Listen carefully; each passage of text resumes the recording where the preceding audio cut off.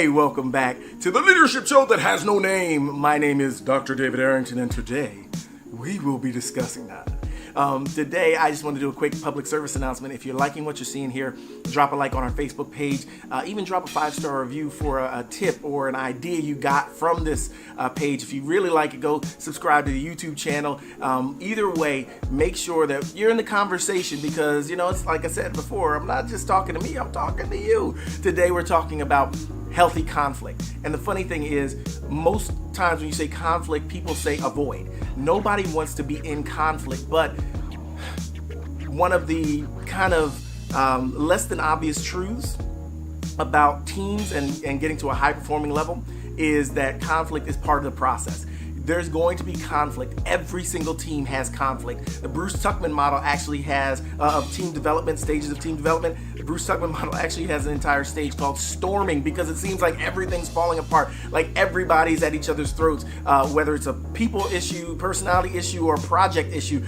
People just seem to be going at each other, and that's okay.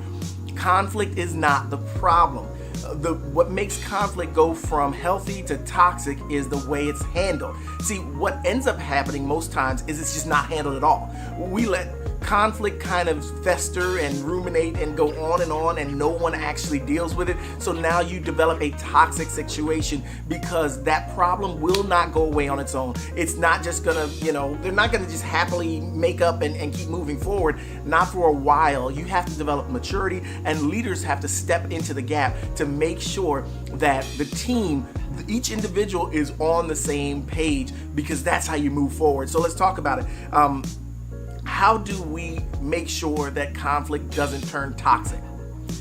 Here, one, create a climate where everyone feels that they can share their opinion, where it's safe. I'm not going to be brutalized. I'm not going to be yelled at, nothing like that. And in this safe environment, if things do go, nuclear between 2 or 3 people, what you want to do is you want to put in a behavioral contract, a behavioral expectation that those types of disagreements will be handled within 48 hours, and the team will be updated on how this was resolved. Because now you're creating an environment where we understand we're going to get on each other's nerves. We understand we're not going to agree on everything, but we also understand that we're going to be mature.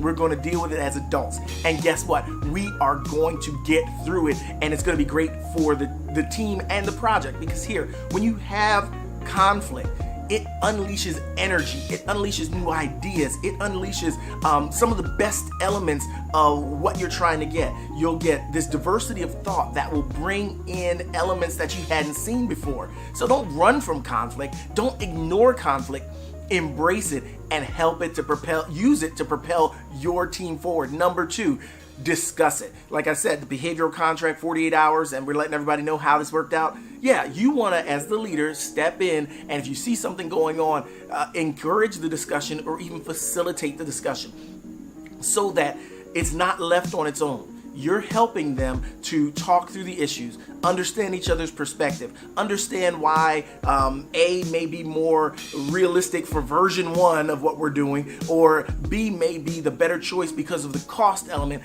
You want to make sure that you can help them see eye to eye. They may not 100% agree, but at least if you facilitate the discussion or encourage the discussion, there will be a discussion instead of everyone retreating to their own corners and triangulating, finding other people who believe in their side. And this is where your team just goes to crap, because now you've got factions developing over something that you as a leader should have taken care of early on. Number 3, you want to make sure that solutions come out of these discussions. We're not just talking to talk. We're not just talking to say we had a discussion. You're actually trying to move forward to get these folks thinking about their own solutions, getting them thinking about how they can solve the problem, how they can work together, and how this conflict can be a catapult, a springboard to better coordinated efforts in the future.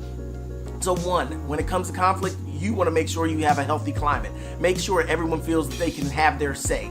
2, you want to facilitate those discussions. You want to make sure that the discussions are being had, that people aren't just being shut down because they're not popular or they're the Jerry of the office. That's a little Parks and Rec kind of reference there. You go back and see. He's the Schlemiel and the Schlemazel of the office. And finally, 3, you want to make sure that solutions are the end result of these discussions, because conflict is going to happen. It's natural. It's part of the team process.